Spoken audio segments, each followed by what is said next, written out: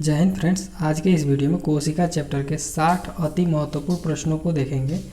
यदि आप लोग किसी भी प्रकार के कॉम्पिटिटिव एग्जाम की तैयारी कर रहे हैं तो कोशिका चैप्टर से 4 से 5 प्रश्न अवश्य पूछे जाते हैं।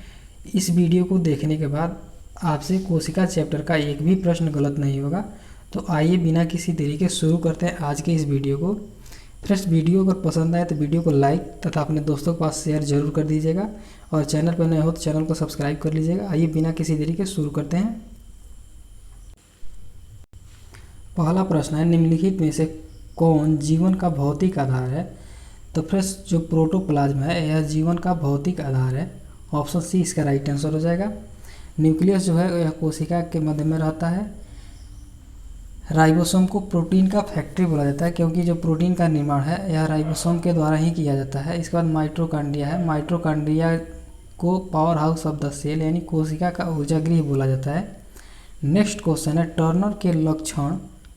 टर्नर के संलक्षण के उत्तरदायी क्रोमोसोम की संख्या है। तो फ्रेंड्स, जो टर्नर सिंड्रोम होता है यह 45वीं क्रोमोसोम की संख्या पर निर्भर करती है। ऑप्शन सी इसका राइट आंसर है, यानी इसका लिए उत्तरदायी जो है 45वें नंबर का गुणसूत्र होता है। नेक्स्ट क्वेश्चन है, कोशिका में राइबोसोम का कार्य क्या है? तो फिर जो राइबोसोम है इसका जो मुख्य कार्य है प्रोटीन संश्लेषण में मदद करना होता है। ऑप्शन डी इसका राइट आंसर हो जाएगा। नेक्स्ट क्वेश्चन है, माइटोकॉन्ड्रिया का कार्य ... से संबंधित है। तो जो माइटोकॉन्ड्रिया है इसका कार्य जो है श्वसन क्रिया से संबंधित है। ऑप्शन ए इसका राइट आंसर हो जाएगा। नेक्स्ट क्वेश्चन है, एक लड़का अपने पिता से विरासत में गुणसूत्र प्राप्त करता है। तो फ्रेंड्स, जो अगर वह लड़का है तो वो अपने पिता से विरासत के रूप में 22+y गुणसूत्र को प्राप्त करता है। ऑप्शन बी इसका राइट आंसर हो जाएगा। तथा माता से 22+x। फ्रेंड्स, अगर लड़की है तो माता से भी 22+x तथा पिता से भी 22+x गुणसूत्र को विरासत के रूप में प्राप्त करती है। इसके बाद नेक्स्ट क्वेश्चन है, एक पीढ़ी से दूसरी पीढ़ी में अनुवांशिक सूचना का स्थानांतरण पूरा किया जाता है। तो एक पीढ़ी से दूसरी पीढ़ी में जो अनुवांशिक सूचना है यह डीएनए के द्वारा स्थानांतरण पूरा किया जाता है। ऑप्शन सी इसका राइट आंसर हो जाएगा। फ्रेंड्स, डीएनए का पूरा नाम जो है डीऑक्सीराइबोन्यूक्लिक एसिड होता है। डीएनए में कभी कभी पूछता है कि डीएनए में कौन सी शर्करा पाई जाती है, तो डीऑक्सीराइबो शर्करा पाई जाती है। आरएनए का पूरा नाम आप लोग कमेंट करके जरूर बता दीजिएगा। नेक्स्ट क्वेश्चन है, एक मानव अंडाणु में क्रोमोसोम की संख्या क्या होती है? तो फिर जो मानव के अंडाणु है इसमें क्रोमोसोम की जो संख्या होती है वह 23 जोड़ी होती है। ऑप्शन बी इसका राइट आंसर हो जाएगा। इसके बाद नेक्स्ट है, मनुष्य के गुणसूत्र के कितने युग्म होते हैं? तो 23 युग्म होते हैं, अर्थात 46 जो है कि क्रोमोसोम होते हैं। ऑप्शन बी इसका राइट आंसर हो जाएगा। इसके बाद नेक्स्ट क्वेश्चन है, मानव शरीर में सबसे लंबी कोशिका कौन सी है? तो फिर जो मानव शरीर है इसमें सबसे लंबी जो कोशिका है तंत्रिका कोशिका है। तंत्रिका कोशिका की लंबाई लगभग 100 सेंटीमीटर के आसपास होती है। तो आप लोग इसको याद रखिएगा। इसके बाद नेक्स्ट क्वेश्चन है, हैप्लॉइड में है। तो जो हैप्लॉइड है इसमें फ्रेंड्स अगुणित गुणसूत्र संख्या होती है। ऑप्शन ए इसका राइट आंसर हो जाएगा। नेक्स्ट क्वेश्चन है, दो जीन जिनका आपस में स्वच्छंद विसंयोजन हो F2 में विभिन्न जीन प्रारूपों की संख्या होनी चाहिए। तो F2 में जो जीन प्रारूपों की संख्या होनी चाहिए फ्रेंड्स वह 4 होनी चाहिए। नेक्स्ट क्वेश्चन है, पादप कोशिका जंतु कोशिका से किस प्रकार भिन्न होती है?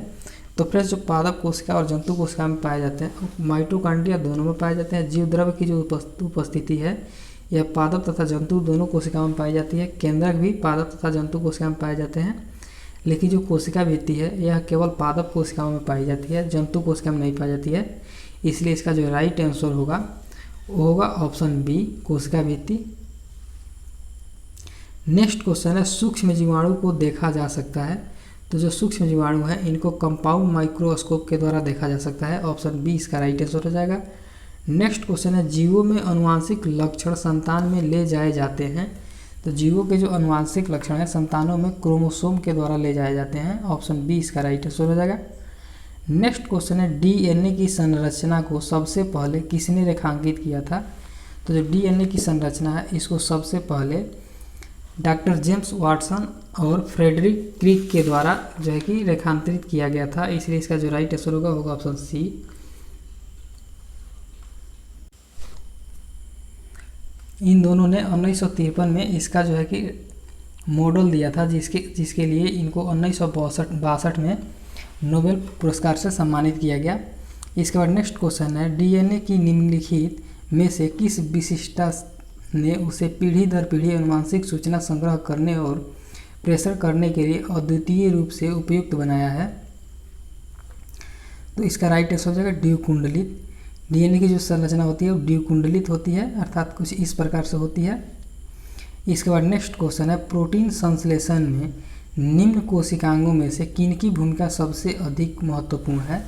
तो फ्रेंड्स, प्रोटीन संश्लेषण के लिए अंतःप्राद्रवी जालिका तथा राइबोसोम की जो भूमिका है सबसे अधिक महत्वपूर्ण है। ऑप्शन बी इसका राइट आंसर हो जाएगा। लाइसोसोम्स को फ्रेंड्स कोशिका की आत्महत्या की थैली बोला जाता है। नेक्स्ट क्वेश्चन है, शिशु का पितृत्व स्थापित करने के लिए निम्नलिखित में से किस एक तकनीकी का प्रयोग किया जा सकता है? तो फिर शिशु का पितृत्व को स्थापित करने के लिए डीएनए फिंगरप्रिंटिंग तकनीकी का प्रयोग किया जा सकता है। ऑप्शन डी इसका राइट आंसर हो जाएगा। नेक्स्ट क्वेश्चन है, प्रयोगशाला में सर्वप्रथम डीएनए का संश्लेषण किसने किया था? काफ़ी इंपॉर्टेंट क्वेश्चन है। तो फिर जो प्रयोगशाला है इसमें सर्वप्रथम डीएनए का जो संश्लेषण है ये हरगोविंद खुराना के द्वारा किया गया था। ऑप्शन बी इसका राइट आंसर हो जाएगा।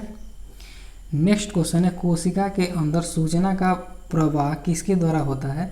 तो कोशिका के अंदर जो सूचना का प्रवाह है यह आरएनए के द्वारा होता है। नेक्स्ट क्वेश्चन है, डीएनए में उपलब्ध कौन सा यौगिक एमिनो अम्ल नहीं बनाता है? तो जो डीएनए में टायरोसिन है यह एमिनो अम्ल को नहीं बनाता है। ऑप्शन बी इसका राइट आंसर हो जाएगा। एडेनिन, ग्वानिन तथा साइटोसिन जो है ये सभी एमिनो अम्ल बनाते हैं, लेकिन टायरोसिन जो है नहीं बनाता है। प्रक्रमित कोशिका मृत्यु को कोशिकीय और आणविक नियंत्रण को कहते हैं। तो फिर जो प्रक्रमित कोशिका मृत्यु होती है उसके कोशिकीय और आणविक नियंत्रण को काल प्रभावन कहते हैं। ऑप्शन बी इसका राइट आंसर हो जाएगा। नेक्स्ट क्वेश्चन है, नाभिक के अलावा कोशिका के किस कोशिकांग में डीएनए होता है? तो नाभिक के अलावा माइटोकॉन्ड्रिया में डीएनए पाया जाता है। ऑप्शन डी इसका राइट आंसर हो जाएगा। नेक्स्ट क्वेश्चन है, क्लाइनफेल्टर सिंड्रोम में क्रोमोसोम की संख्या होती है। तो क्लाइनफेल्टर सिंड्रोम से ग्रसित व्यक्ति में जो क्रोमोसोम की संख्या होती है वो 47 होती है। सामान्य पुरुष जो सामान्य इंसान है इनमें जो गुणसूत्र की संख्या है 46 होती है। नेक्स्ट क्वेश्चन है, शुक्राणु में क्रोमोसोम की संख्या होती है। तो शुक्राणु में जो क्रोमोसोम की संख्या है यह 23 होती है। ऑप्शन सी इसका राइट आंसर हो जाएगा। इसके बाद नेक्स्ट है, टमाटर में कौन सा वर्णक पाया जाता है? तो फिर जो टमाटर है इसमें लाइकोपिन नामक वर्णक पाया जाता है। ऑप्शन सी इसका राइट आंसर हो जाएगा। नेक्स्ट है, कोशिका का शक्ति गृह यानी power house of the cell कहा जाता है। तो माइटोकॉन्ड्रिया को कहा जाता है। नेक्स्ट है, किसे आत्महत्या की थैली कहते हैं? तो फिर जो लाइसोसोम है इसे आत्महत्या की थैली कहते हैं। ऑप्शन सी इसका राइट आंसर हो जाएगा। नेक्स्ट है, डीएनए से डीएनए का बनना क्या कहलाता है? तो डीएनए से जो डीएनए का बनना है यह रिप्लिकेशन कहलाता है। ऑप्शन सी इसका राइट आंसर हो जाएगा। नेक्स्ट है, प्लाज्मा मेम्ब्रेन के निर्माण संबंधी अनेक मत दिए गए हैं जिनमें सर्वमान्य है। तो फ्रेंड्स जो प्लाज्मा मेम्ब्रेन है इसके लिए जो सर्वमान्य मत है वह फ्लूइड मोज़ेक मॉडल है। ऑप्शन बी इसका राइट आंसर हो जाएगा। नेक्स्ट है, फ्लूइड मोज़ेक मॉडल किसने दिया था? तो फ्रेंड्स फ्लूइड मोज़ेक जो मॉडल है यह सिंगर और निकोलसन के द्वारा दिया गया था। ऑप्शन सी इसका राइट आंसर हो जाएगा। नेक्स्ट है, कोशिका सिद्धांत किसने दिया था? तो फ्रेंड्स कोशिका सिद्धांत को स्लाइडेन तथा स्वान ने मिलकर के दिया था। ऑप्शन बी इसका राइट आंसर हो जाएगा। नेक्स्ट है, इलेक्ट्रॉन माइक्रोस्कोप का आविष्कार किसने किया था? तो जो इलेक्ट्रॉन माइक्रोस्कोप है इसका जो आविष्कार है नाल एवं रस्का के द्वारा किया गया था, इसलिए इसका राइट आंसर हो जाएगा ऑप्शन ए। इसके बाद नेक्स्ट क्वेश्चन है, सबसे छोटी कोशिका होती है तो जो सबसे छोटी कोशिका है यह माइकोप्लाज्मा में होती है। ऑप्शन सी इसका राइट आंसर हो जाएगा। नेक्स्ट है डीएनए के एक न्यूक्लियोटाइड में होते हैं। तो डीएनए का जो एक न्यूक्लियोटाइड है इसमें शर्करा, नाइट्रोजनी क्षार तथा फास्फेट होते हैं। ऑप्शन डी इसका राइट आंसर हो जाएगा। इसके बाद नेक्स्ट क्वेश्चन है किस अवस्था में डीएनए का संश्लेषण होता है। तो फिर जो डीएनए का संश्लेषण है यह एस फेज में होता है। ऑप्शन सी इसका राइट आंसर हो जाएगा। इसके बाद नेक्स्ट क्वेश्चन है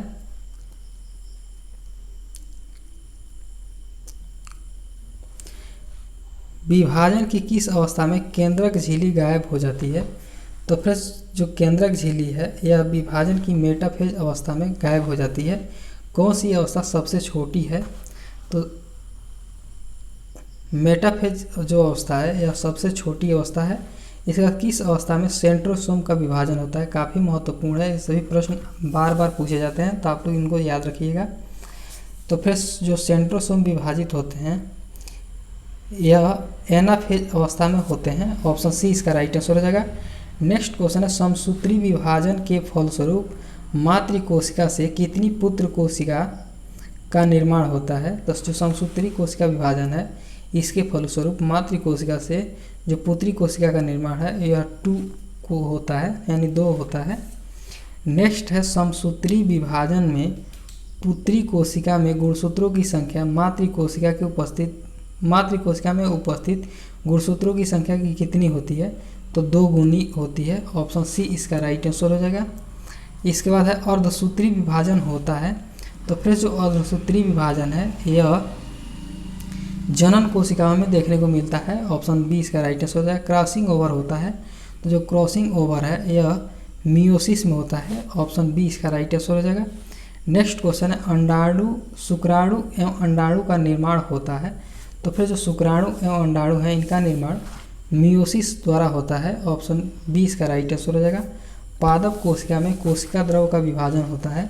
तो जो पादप कोशिका है इसमें कोशिका द्रव का जो विभाजन है कोशिका प्लेटों के द्वारा होता है।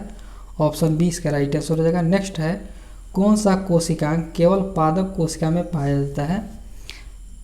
तो फिर जो कोशिका भित्ति है यह केवल पादप कोशिका में पाया जाता है। लवक भी केवल पादप कोशिका में पाया जाता है। रेक्तिकाएँ जो होती हैं यह भी केवल पादप कोशिका में पाए जाते हैं।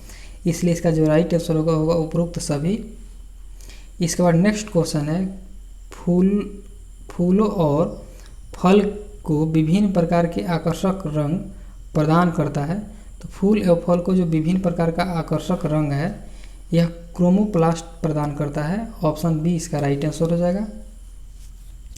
नेक्स्ट क्वेश्चन है पत्तियों को हरा रंग प्रदान करता है।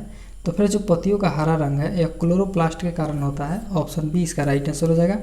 नेक्स्ट है लाइसोसोम में पाया जाने वाला वह एंजाइम जिनमें जीवद्रव्य को घुला देने या नष्ट कर देने की क्षमता होती है, क्या कहलाता है।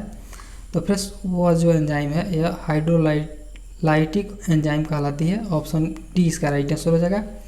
नेक्स्ट क्वेश्चन है निम्नलिखित में से किसने यह मूल अवधारणा प्रस्तुत की थी कि सभी जीव कोशिका के बने हुए होते हैं। तो फिर जो सब कोशिका के बने होते हैं यह जो अवधारणा है यह स्लाइडन तथा स्वान के द्वारा दिया गया था। इसलिए इसका राइट आंसर हो जाएगा ऑप्शन डी। यह कोशिका सिद्धांत में वर्णित है। इसके बाद है कौन सा कोशिकांग प्रोटीन संश्लेषण में प्रमुख भूमिका निभाता है। तो फिर जो एंडोप्लाज्मिक रेटिकुलम और राइबोसोम है ये दोनों प्रोटीन संश्लेषण में मुख्य भूमिका निभाते हैं। इसलिए इसका राइट आंसर हो जाएगा ऑप्शन बी। इसके बाद नेक्स्ट क्वेश्चन है कौन सा अंग प्राय जंतु कोशिका में उपस्थित नहीं होता है। तो फिर जो लवक है यह प्राय जंतु कोशिका में उपस्थित नहीं होता है। जीवद्रव्य जीवन की भौतिक आधार है, यह किसका कथन है। तो जो जीवद्रव्य है जीवन का भौतिक आधार है यह कथन जो है यह हक्सले का है। ऑप्शन सी इसका राइट आंसर हो जाएगा। नेक्स्ट है इलेक्ट्रॉन सूक्ष्मदर्शी की खोज किसने किया था। तो जो इलेक्ट्रॉन सूक्ष्मदर्शी है इसका खोज नाल एवं रस्का के द्वारा किया गया था। सर्वाधिक संख्या यानी 2n में गुणसूत्र पाए जाते हैं। तो फिर जो 2n के रूप में गुणसूत्र पाए जाते हैं वो ओफियोग्लोसस में पाए जाते हैं। ऑप्शन डी इसका राइट आंसर हो जाएगा। इसके बाद कोशिकीय व आणविक जीवन विज्ञान केंद्र कहाँ स्थित है। तो कोशिकीय एवं आणविक जीवन विज्ञान केंद्र जो है यह हैदराबाद में स्थित है। इसका नेक्स्ट और लास्ट क्वेश्चन है, निम्नलिखित में सबसे छोटी कोशिका है। तो फ्रेंड्स जो सबसे छोटी कोशिका है आप लोग इसको कमेंट करके इसका आंसर दीजिएगा। इसी के साथ आज की वीडियो को यहीं पे समाप्त करते हैं, फिर मिलते हैं एक नेक्स्ट और बेहतरीन वीडियो के साथ। वीडियो अगर पसंद आया हो तो लाइक कर दीजिएगा, चैनल पर नए हो चैनल को सब्सक्राइब कर लीजिएगा तथा अपने दोस्तों के साथ भी शेयर कीजिएगा। जय हिंद, थैंक्स फॉर वॉचिंग।